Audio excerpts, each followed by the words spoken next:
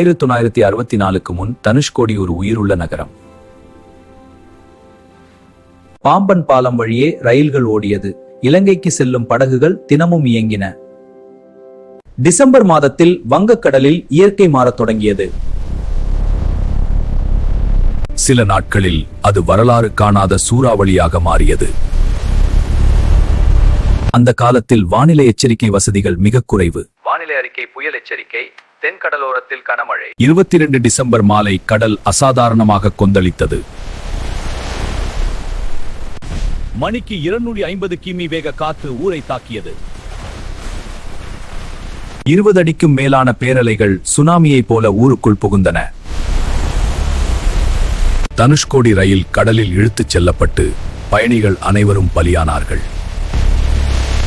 தேவாலயம், வீடுகள், கடைகள் அனைத்தும் கண்முன்னே அழிந்தன.